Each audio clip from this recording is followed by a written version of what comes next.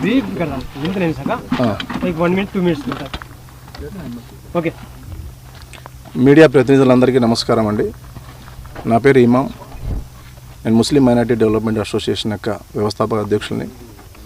ఇటీవలే కురుగుంట 94-3 లెటర్కి సంబంధించినటువంటి ముస్లింలు ఏదైతే అక్కడ స్థలాలు ఉన్నారో వాళ్ళ యొక్క ఆవేదనను తెలియజేసే దిశగా నేను గ్రీవెన్స్లో ఉన్నప్పుడు వచ్చి కలిశారు. వాళ్ళు పడుతున్నటువంటి ఆవేదనని తెలియజేశారు. రిజిస్ట్రేషన్ గతంలో 2014లో 4.5 ఎకరాలో ఎవరైతే ఓబులపతి వసుంధర గారు ఎవరైతే ఉన్నారో వాళ్ళు అమ్మినటువంటి పొలాన్ని ఎంఐఎం అలీ ఎవరైతే ఉన్నారో వారి యొక్క సహకారంతో ఇక్కడ వెంచర్ అనేది వేసి ప్లాట్లు అనేసి చేయించడం జరిగిందనేసి ప్రజల యొక్క ఆవేదన. ఆ రోజు రిజిస్ట్రేషన్ చేపించి ఇచ్చారు కాబట్టి వాళ్ళకి 11-12 ఏళ్ళు అవుతుంది. ఇప్పటికీ తీసుకున్న తర్వాత వాళ్ళకి ఎటువంటి సహకారం అందలేదు, అండగా సపోర్ట్ ఇవ్వలేకపోయారు. ఈరోజు మేము కట్టిన డబ్బు ఎక్కడ వెళ్ళింది, మాకు ఎందుకు ఈ విధంగా సతాయిస్తున్నారు అనేసి వాళ్ళు కూలీ పనులు చేసుకునేటోళ్ళు, చిన్న పిల్లలు ఉన్నటువంటి వ్యక్తులు, అనారోగ్యానికి గురైనటువంటి మహిళలు, ఇంట్లో సపోర్ట్ లేనటువంటి పెద్దలు సపోర్ట్ లేనటువంటి లేడీస్ నిరంతరము ఒక వాచ్మెన్ లాగా వాళ్ళ కుంపలన్నీ వదిలేసి ఇండ్లను పక్కన పెట్టేసి ఈరోజు ఇక్కడ తిరుస్తున్న పరిస్థితి చూస్తూ ఉన్నాం. ముఖ్యంగా ఈ యొక్క కురుగుంట 94/3A సర్వే నెంబర్ గురించి మనం మాట్లాడగలిగితే గతంలో వైసీపీ నాయకులు ఎవరో లక్ష్మీరెడ్డి, నరసింహారెడ్డి అనేటువంటి వ్యక్తులు ఈ యొక్క ఫ్లాట్ను, ఈ యొక్క వెంచర్ ఏదైతే ఉందో ఈ స్థలాన్ని వసుంధరాదేవి ఓబులపతి ద్వారా అమ్మి ఇక్కడ ఎంఐఎం అలీ అనేటువంటి వారి సహకారంతో ఇక్కడ ఉన్న వాళ్ళకి ఫ్లాట్లు అమ్మేసి మాకు రిజిస్ట్రేషన్ చేయించడం జరిగిందనే విషయం నేను చెప్తున్నది విషయం కాదు, ప్రజలు చెబుతున్నటువంటి ఆవేదనను ఇది మనం తెలుసుకోవాల్సిన అవసరం ఉంది. ఈ విషయం పైన గతంలో నాకు కలిసిన తర్వాత ఇమ్మీడియట్లీ గౌరవ జిల్లా collector doctor Vinod Kumar IAS గారి దృష్టికి, జాయింట్ కలెక్టర్ గారి దృష్టికి, అలాగనే డిఆర్ఓ గారి దృష్టికి, ఎంఆర్ఓ దృష్టికి, ఆర్డీఓ దృష్టికి, అలాగనే గౌరవ ఎమ్మెల్యే సునీతమ్మ గారి దృష్టికి కూడా ఈ యొక్క విషయాన్ని తీసుకొని పోవడం జరిగింది. ఎప్పుడైనా కానీ మన సమస్యకు పరిష్కారం దొరకాలంటే సరైన నాయకత్వం ఉండాలా, సరైన ప్రాపర్ వేలో ముందుకి ఆ రిప్రజెంటేషన్ చేయగలిగేటువంటి సామర్థ్యం ఉండాలా, అలాగని ఆ జరిగినటువంటి సంఘటన తెలియజేసుకునేటువంటి సిస్టమ్ పర్ఫెక్ట్గా తెలిసి ఉంటేనే వాళ్ళకి న్యాయం జరుగుతుందనే విషయాన్ని నేను తెలియజేస్తున్నాను. ముఖ్యంగా ఈరోజు ఏ విధంగా అయితే వీళ్ళు రోడ్లు ఎక్కేసి వీళ్ళు ఆవేదన తెలియజేస్తున్నారు, దీనికి కారకులు ఎవరు? మేము కాదు అంటున్నారు. ఈరోజు అమ్మిన వాళ్ళు ప్రతి ఎవిడెన్స్ కూడా ఈ డాక్యుమెంట్ చూడండి ఒక్కసారి. ఈ డాక్యుమెంట్లో రిజిస్ట్రేషన్ మీరు చేయలేకపోతే మీ ఫోటోలు ఎట్లా వచ్చాయి? దీంట్లో 4.5 ఎకరా 174 మంది ప్లాట్లు వేసిన వాళ్ళందరూ కూడా ఈరోజు రోడ్డును పడ్డారే. వాళ్ళ కుటుంబాలు మీ మాదిరి, మీ పిల్లల మాదిరి, మీ కుటుంబాల మాదిరి కాదా? ఆలోచించాల్సినటువంటి అవసరం లేదా? ఎందుకు రోడ్డును పడ్డారు? ఈ రిజిస్ట్రేషన్ చేసేసిన తర్వాత ఈ రిజిస్ట్రేషన్ చేసినటువంటి సంఘటనను ఆ రోజు 1B అడంగల్లో రిమూవ్ చేయలేకపోవడము ఎవరి బాధ్యత? అది 2014లో వెంచర్ వేశారు.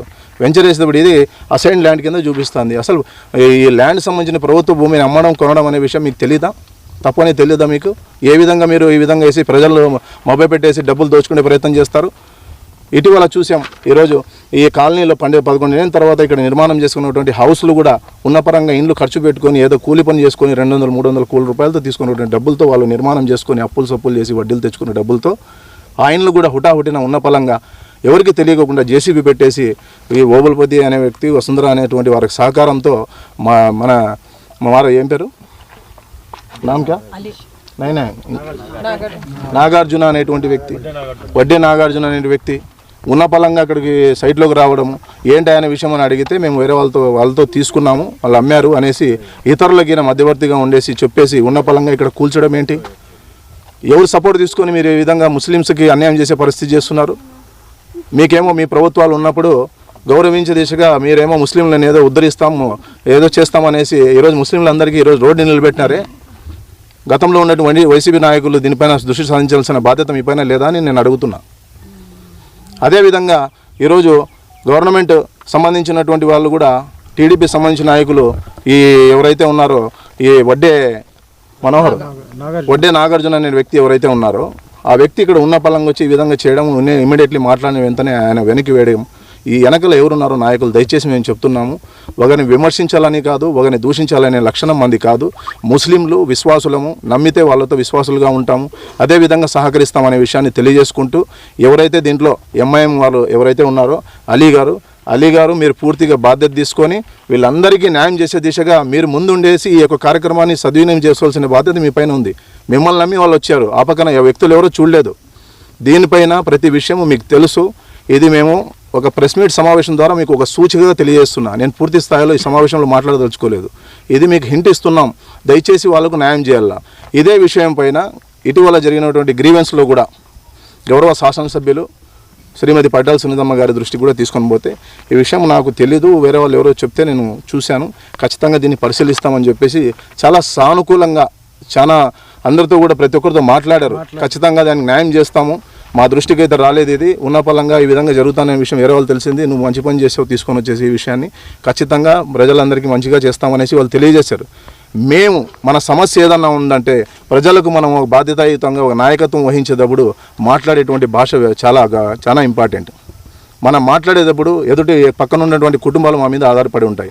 చాలా మాట్లాడేటప్పుడు ప్రతి ఒక్కరిని గౌరవించుకోమాటాల్సిన అవసరం కూడా ఉంటుంది. కాబట్టి ఖచ్చితంగా మీరు నాయకత్వం వహించి ఇన్నాళ్ళు మీరు 11 ఏళ్ళు ఇక్కడ ఉన్నారు కాబట్టి మీరు బాధ్యతాయుతంగా ఈ యొక్క సమస్యను పరిష్కరించే బాధ్యత ఎవరైతే ఉన్నారో మన ఓబులపతి కానీ, అలాగనే వసుంధరాదేవి గారి, అలాగనే ఈ ఎంఐఎం అలీ కానీ వీళ్ళందరి చేతుల్లో ఉంది. కాబట్టి ఈ యొక్క సమస్యను పరిష్కరించాలనేటువంటి ఒక చిన్న సూచిక ద్వారా మీకు తెలియజేస్తున్నాము. ముఖ్యంగా ఈ సంబంధించిన విషయాన్ని కూడా రూరల్ ఎంఆర్ఓ మోహన్ సార్ దృష్టికి తీసుకొని పోవడం జరిగింది, ఆర్డీఓ కేశవ నాయుడు గారి దృష్టికి తీసుకొని పోవడం జరిగింది.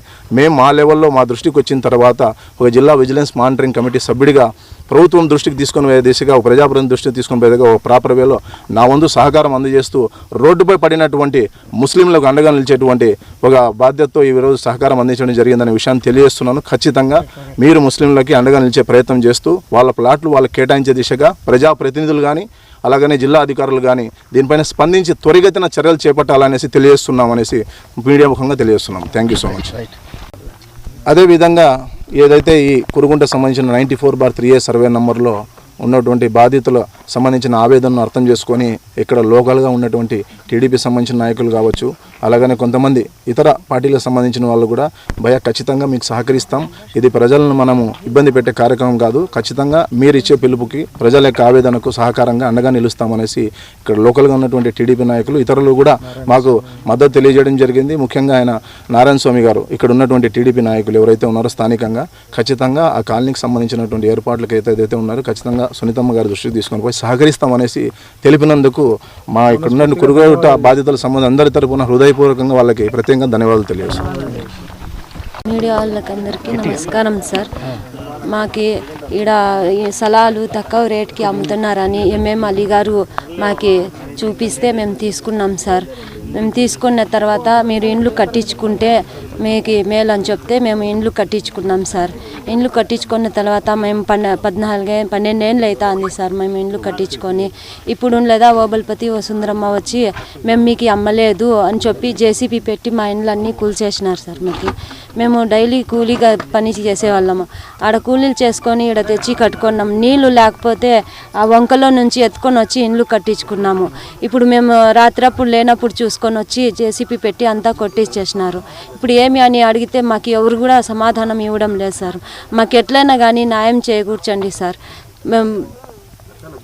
మాకు ఎట్లయినా కానీ ఎవరైనా కానీ సాయం చేయండి. మేము పోలీస్ స్టేషన్కి పోయినాము, కలెక్టర్ ఆఫీస్ కాడికి పోయి అర్జీలు కూడా ఇచ్చి వచ్చినాము సార్. మాకు ఎవరైనా సునీతమ్మ మేడం గారికి కూడా పోయినాము. మాకు ఇట్లా జరిగింది మేడం, మాకు ఎట్లయినా న్యాయం చేయండి అంటే మాకు తెలియదమ్మా అది జరిగిండేది, మేము ఎట్లా అంతా విచారించుకొని మీకు న్యాయం చేకూరుస్తామని మేడం గారు కూడా మాకు హామీ ఇచ్చినారు. మాకు ఎట్లయినా కానీ న్యాయం చేయండి. మాకు ఇండ్లు మాకు నిలబడే కూడా నీడ లేకోకుండా చేసేసినారు సార్. మేము అసలుకి బాడిగలు కట్టుకోలేమని ఇంత దూరం వచ్చి మేము ఇండ్లు కట్టించుకొని ఇక్కడ నుంచి ఆటోలకి పోయి పనులు చేసుకొని వచ్చుకుంటా అంటిమి. ఇప్పుడు అది కూడా లేకోకుండా చేసినాం. మాకు రోడ్లలో నిలబెట్టేసినారు సార్. మాకు ఎట్లయినా కానీ న్యాయం చేకూర్చండి సార్.